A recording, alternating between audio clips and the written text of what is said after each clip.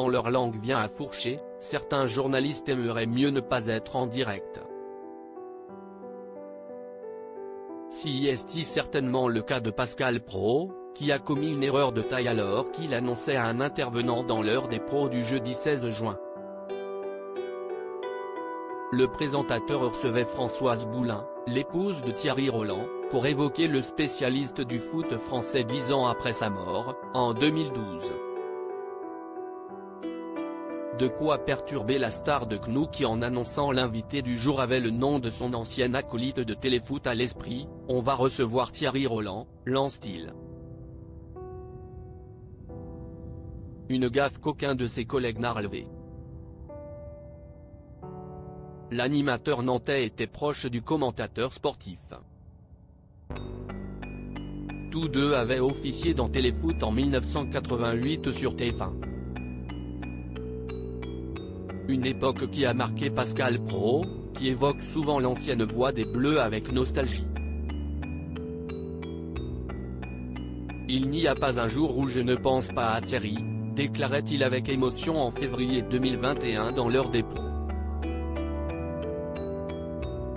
Le journaliste avait également confié quelques anecdotes sur l'inoubliable voix du football, qui a débuté sa carrière à la radio en 1955 à l'âge de 18 ans, sur les ondes de la RTF.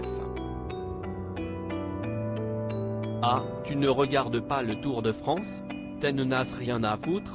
T'es un drôle de journaliste, lui aurait dit un jour Thierry Roland en apprenant que le jeune Pascal Praud ne regardait que le foot.